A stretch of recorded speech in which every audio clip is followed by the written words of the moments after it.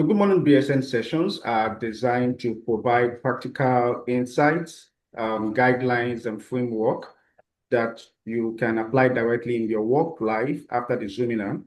And these insights and tools are designed to improve your skills in one of the 4 pillars of leadership, which we at BSN believe are crucial to making a difference. These 4 pillars are responsible leadership, change leadership, decision-making leadership, and performance leadership.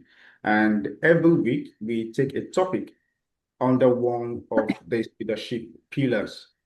This session is recorded and will run for 40 minutes. It's expected to end by 10:08 a.m. Central European time.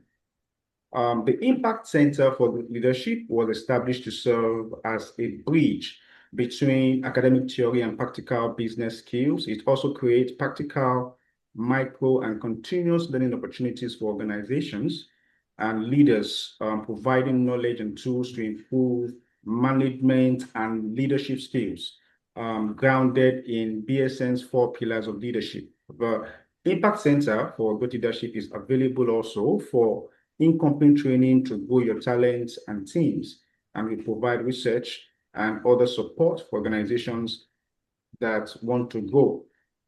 Before I introduce the speaker for today and today's topic, I just want to mention about our new monthly workshops called Focus Sessions. These are free online themed meetings where we explore current leadership and organizational topics with experienced practitioners and researchers.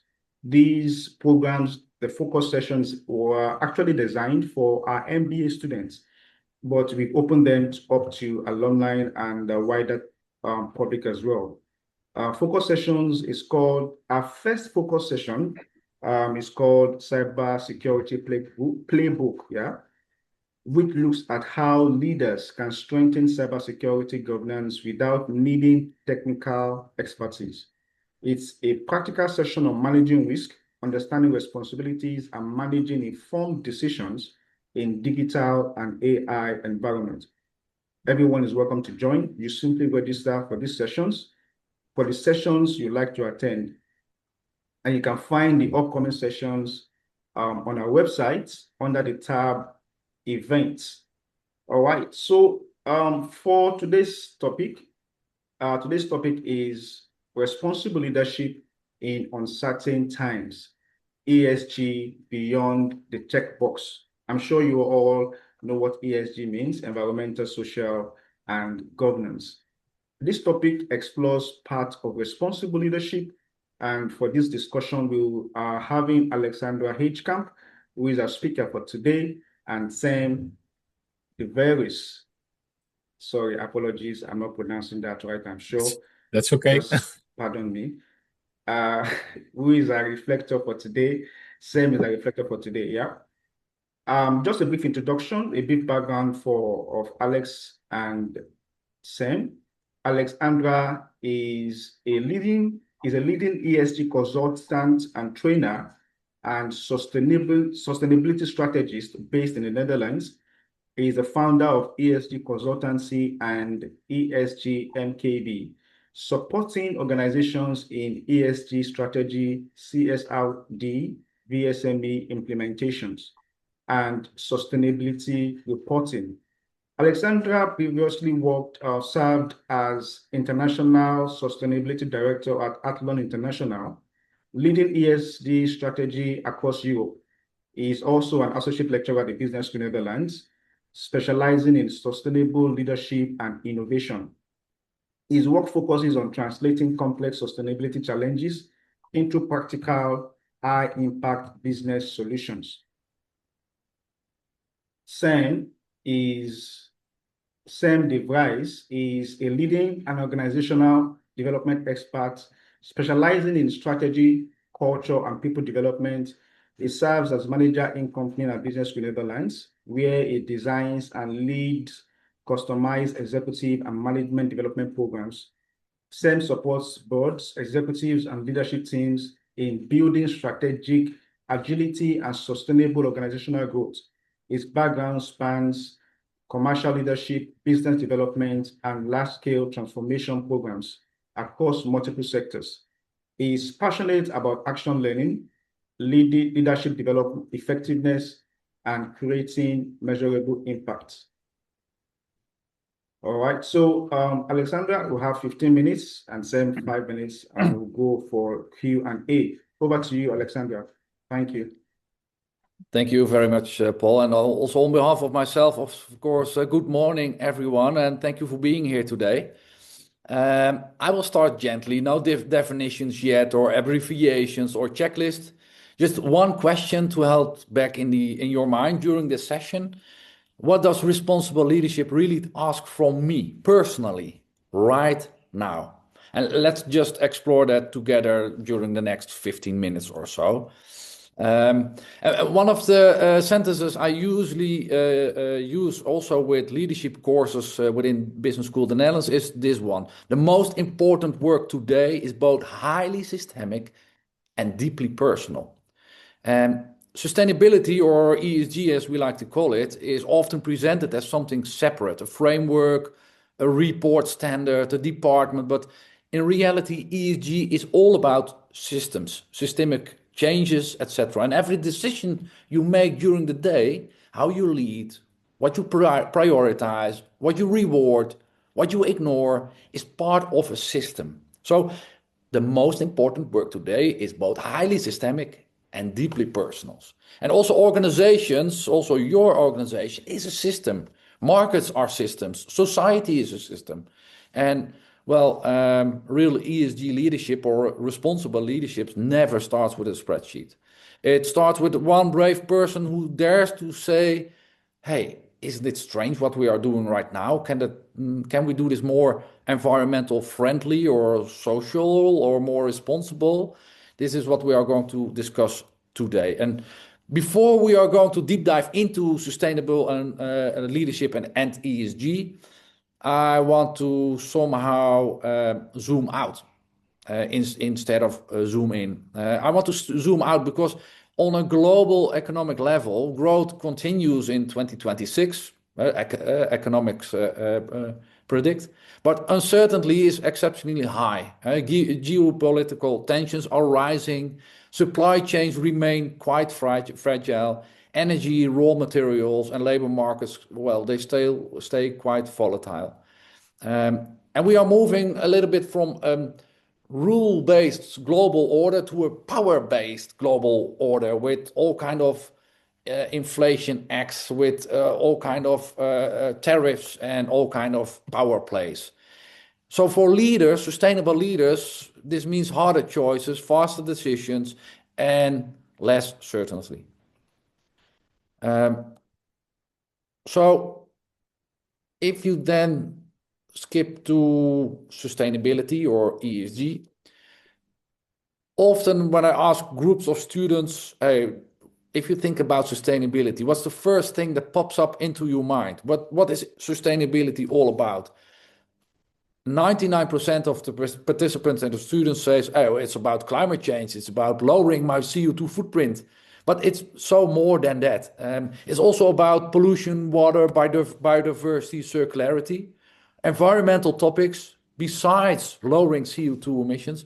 But ESG, and therefore it's called ESG, is also about social sustainability. So when you starting from now, after this Good Morning session, talk about sustainability or ESG, you also think about social sustainability. So your own workforce and those the workforce in your value chain of what you are giving back to society. And last but not least, governance, ESG. Governance is all about how your business behavior is organized. And that's why, in my perspective, ESG is one of the most interesting leadership topics right now, because ESG is everywhere within your organization. It's about procurement, it's about leadership, it's about sales, it's about your business value proposition, etc. So starting from now, please promise me, if you discuss sustainability within your organization, it's not only CO2 emissions, it's so much more. And not every of those 10 topics are equally important for every company. You can imagine that a factory, for example, has other topics to focus on regarding ESG than maybe some kind of an service provider. So those 10 topics you see now, you have to look at those topics from two perspectives. Let's say the double materiality analysis. So the 10 topics I just shown, you have to look at them like asking yourselves, do I, with my organization, have impact on one of those topics or multiple topics? Inside out view. We are used to do that. We also used to do that and teach that in programs at BSN. But the new way of looking at those topics is also from outside in. Can the same topic also have some financial impact, financial risk, or maybe financial opportunities? And well, this is where doing good, sustainability in a holistic way, is meeting doing good business. So financials, making money. So ESG nowadays has moved from, well, we want to do good for our society and people, and we want to do good for our planet, to also, and if we do so, then we are able to make good money. And suddenly ESG is a board member topic, a leadership topic, because it's all about your business value proposition and your relevance in the near future. And the relevance for who, you can ask. Well, relevance for your main important stakeholders. Because for me, one thing is crystal clear. Your stakeholders, privately, but also let's focus on business-wise today, your business stakeholders will ask different questions. Employees will ask their employer, what are you doing on ESG? Because in my timeline within TikTok, Instagram, or the newspaper, whatsoever, I see a lot of shit things going wrong. I see a lot of things. Hey, and dear employer, what are you doing on ESG?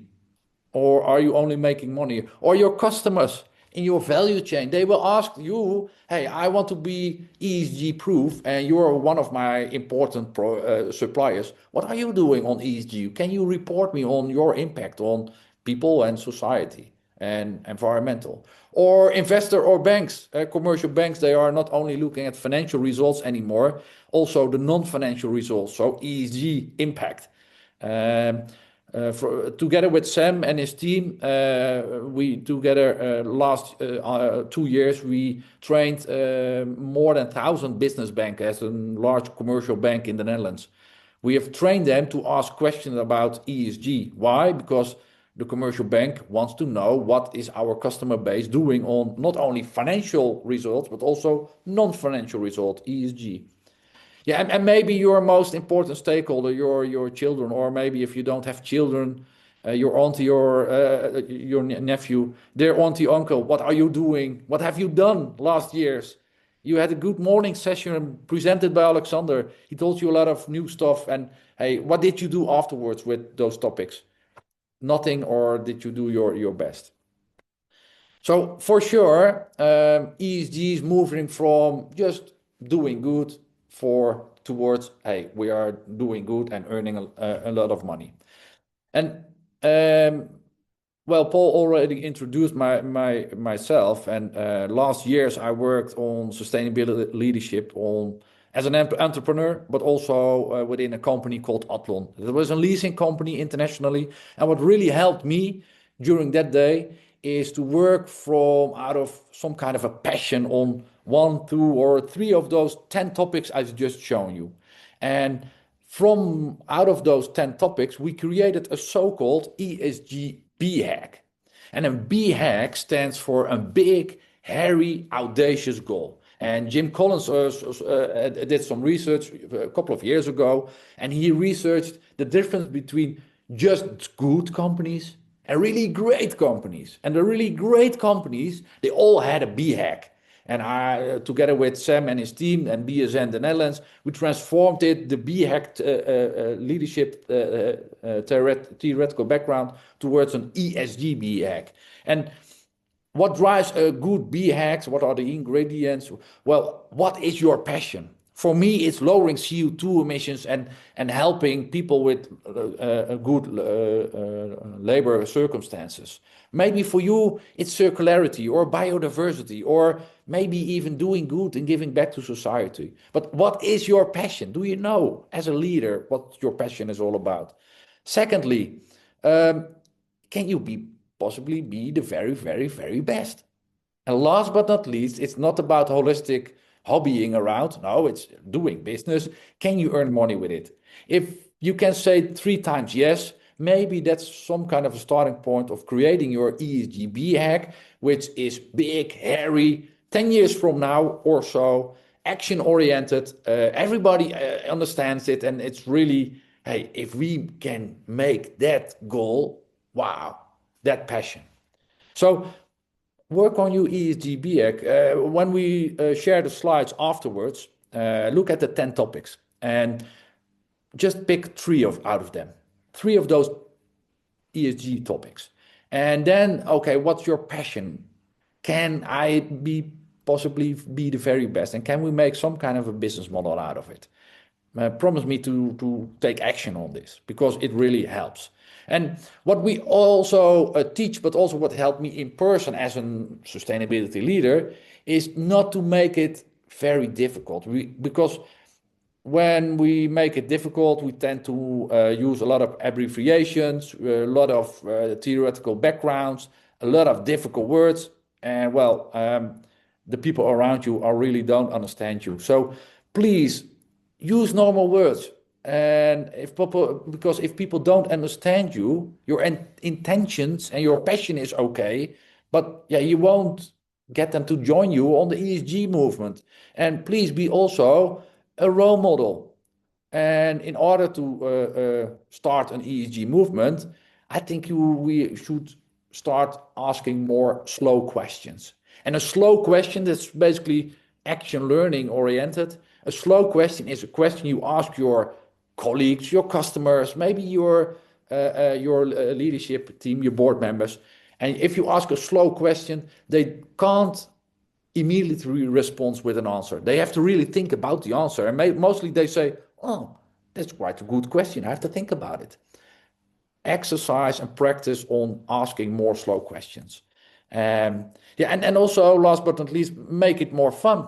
Because if you make it fun to join the ESG movement, it's fun to work on the topic, but also it will accelerate. And what we also use here in BSN the Netherlands is some kind of 20-60-20 rule. Because if you start talking about sustainability or ESG within your company, for sure, and research shows us, 20% of the people within your organization says, hey, cool, I want to join. I have some great ideas. Can I think along? 20%, they just volunteer to join. 60%, the passive majority group, will say, well, if it's not too difficult to join, of course, I will join, no problem at all. And the last 20%, they say, the ESG laggers called, I don't believe in sustainability. It's woke. It's not earning money. It's not who we are. We don't want to join. And what we often do in change, but also responsible leadership and change on that, is focus on that last 20%. They don't want to join. So please ignore them and start with the first 20% who wants to join.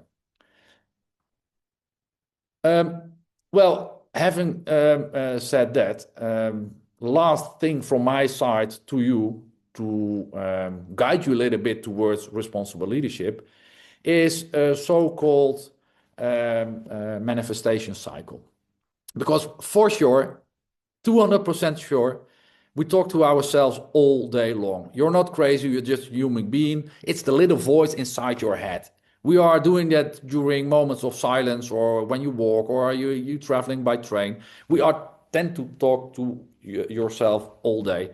Maybe right now already your little voice might be saying, hey, nice talk, but the problem is too big for me. Or maybe somebody else should handle this topic. Maybe your little voice is saying to you, I have to wait for permission of, I don't know. If you follow that voice, you can imagine that affect your thoughts on ESG and responsible leadership. It affects your feeling. And then for sure, if this is the little voice sending out this message to you during all day, your actions will be zero. So also the results and also your self-confidence. So last thing from my side is listen, be aware of that little voice inside your head. Listen a little bit more affected to that little voice. Is that little voice mostly saying all kind of limiting beliefs? It's impossible, I can't do it now, etc., etc. Try to change those limiting beliefs towards empowering beliefs.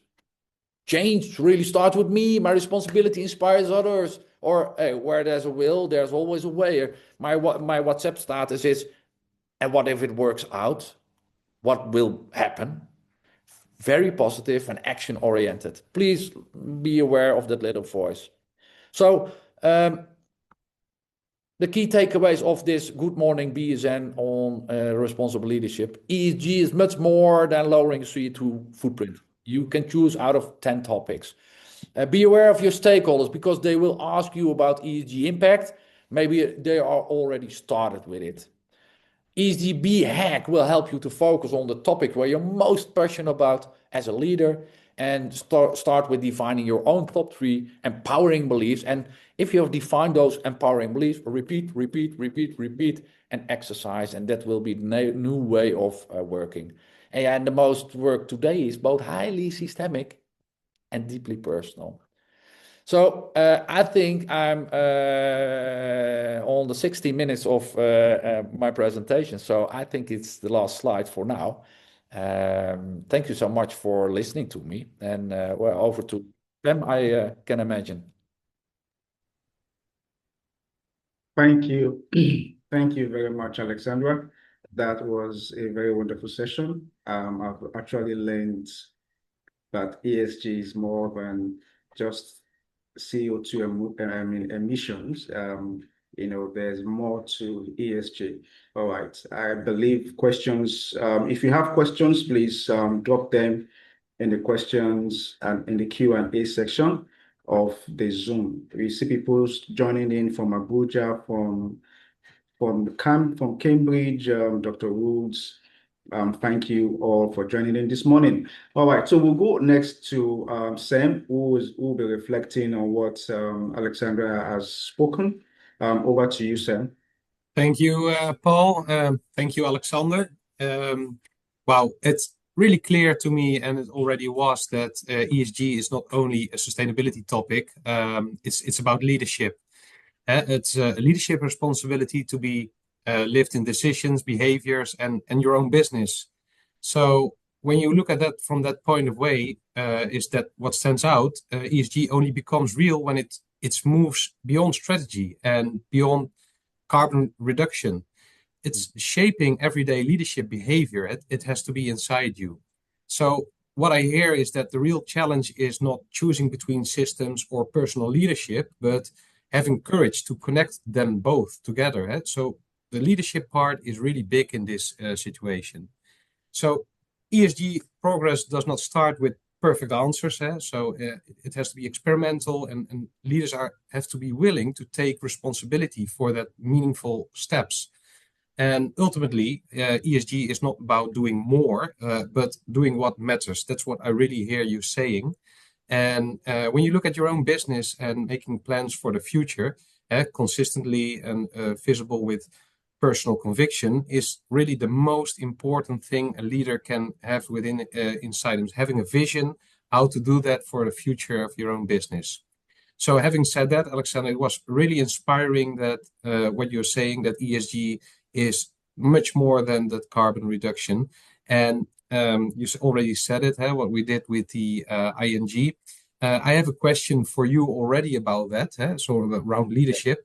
When you position ESG as much more than that climate change and CO2 reduction, what do you believe organizations still need to address much more seriously?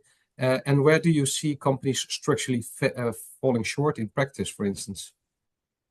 Yeah, good question. Thank you so much, Sam. Even 2 questions. First question, I would respond to what a lot of organizations still do or tend to do is looking at their own organization only. And again, looking at those 10 topics, you have to research those topics and not only looking to your own company, but also looking at your value chain. So looking at resources, looking at your customers. So the upstream value chain, your own operation, and then downstream value chain. So those 10 topics, yeah, they can somehow be somewhere within your value chain. And that's quite new. Organizations until now only looked at their own organization. What kind of ESG impact do we have? And you have to have a much broader vision. And then second question, okay, what do you see at companies what are having some trouble with? I think a lot of lack of knowledge. Lack of knowledge, but also brave leadership on C-level. So the end boss, I would say, my own words, the CEO, a lack of knowledge on which kind of impact does the company have, and also what can ESG bring us for long-term financial resilience and business model. Okay, well, then I have another question about that. So when you have a ESG strategy or an ambition, and you struggle with that execution, what do you see as the key lever for truly embedding ESG into the daily behavior of leaders and employees? Is that something you have a vision about? Yeah. Again, a very good question. A lot of my customers from ESG-Consultancy, I'm together with my team, I'm helping them to set up a strategy, and then proof of the pudding is okay.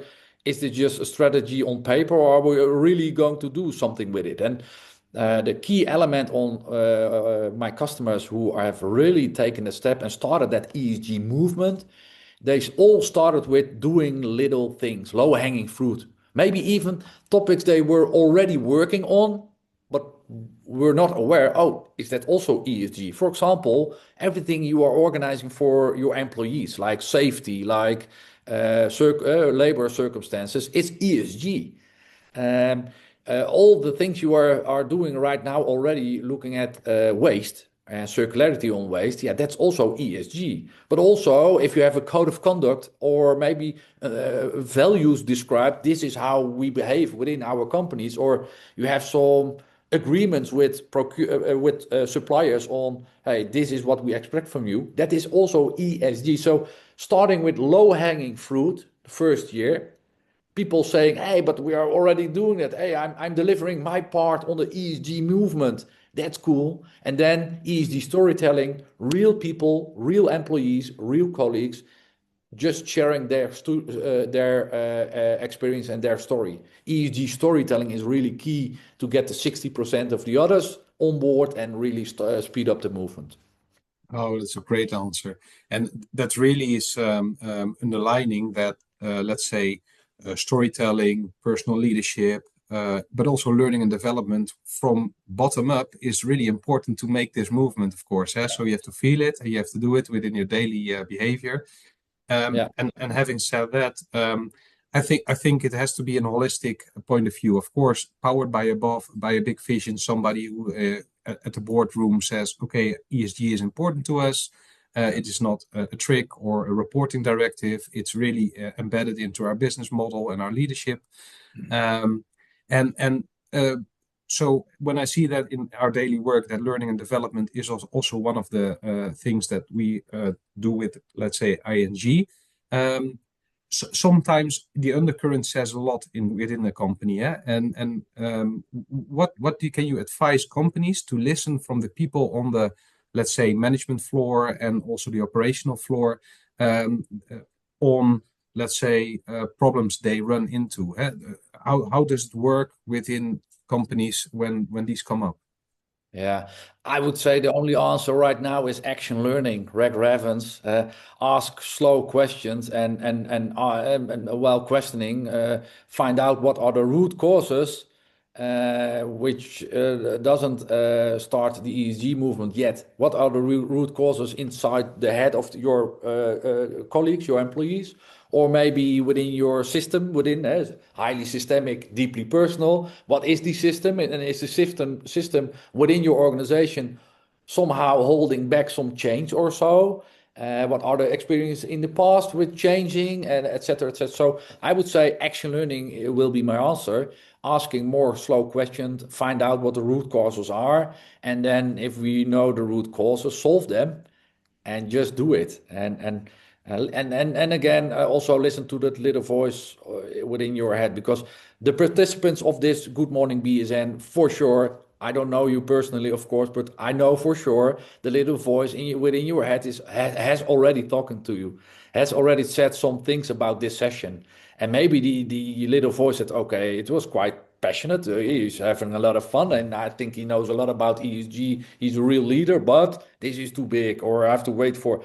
Please turn that little voice into I can do this. This also little steps helps to start to create the ESG movement, and I can make that difference.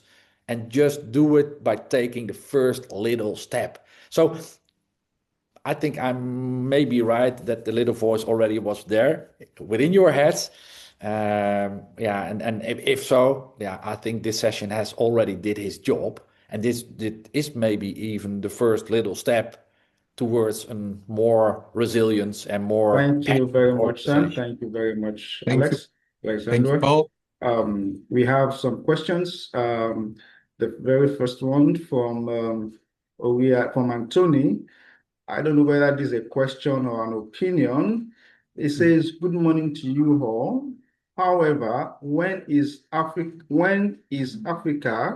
will be at top of ESG, especially Nigeria with more population?" I guess that probably is more of an opinion than question. Is probably expressing his opinion as to how we need to probably have Nigeria needs to be more serious about ESG policies as regards the question. But let's go to Omolara Akonji, who says, "How do you handle ESG in an environment where governance is an issue, especially low quality of trust by the leaders?" Yeah, good question. And maybe respond to the first question slash opinion. I think it all starts with sharing knowledge and also sharing some in-depth knowledge on what is ESG, and then going and also then it could work also in other parts of the world. And then moving towards the second question. Yeah, if that's the case on your local situation, I think you should also focus on okay, but what can you really do instead of what's holding us back?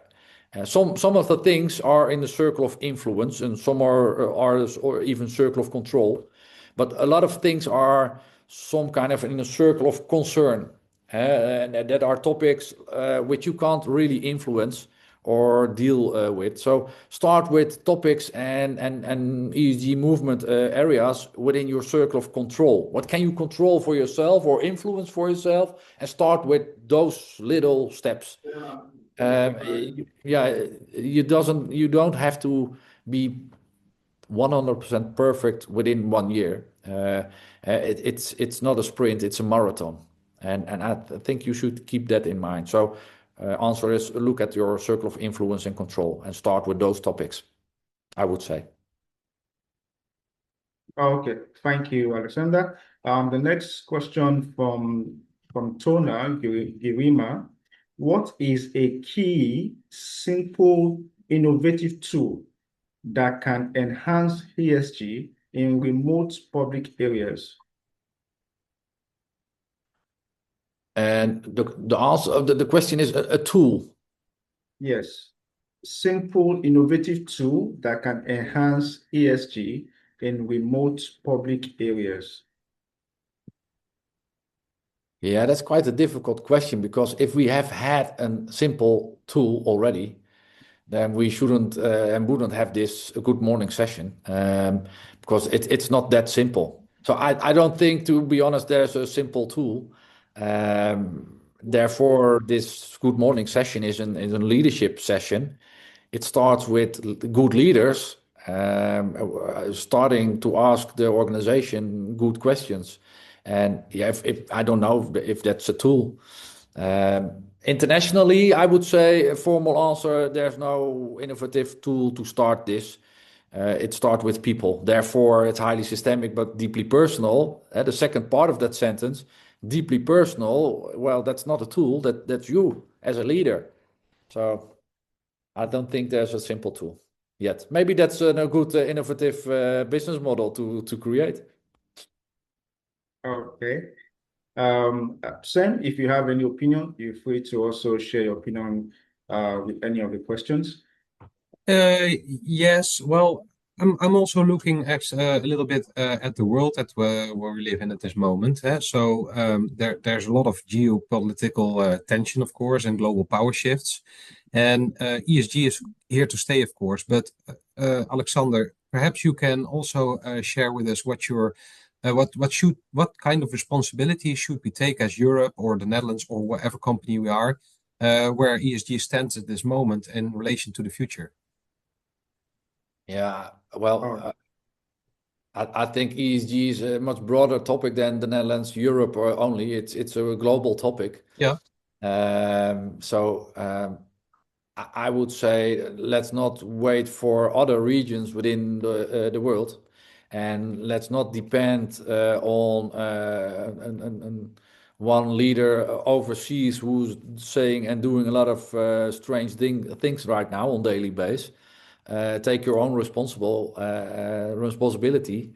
And I think the global geopolitical situation, also with some challenges within your value chain and supply chain, I think it will make sure that regions around the world are much more focusing on being self-sufficient on energy, on resources.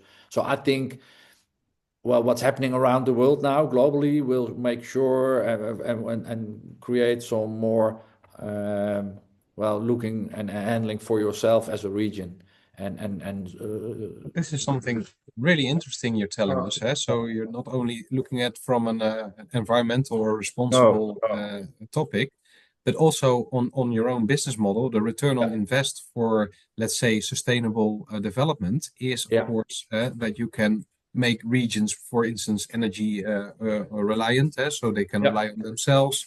So it's also innovation. So it's not only environmental topic, it's really also business innovation, innovation on all different other topics. So it's not only that.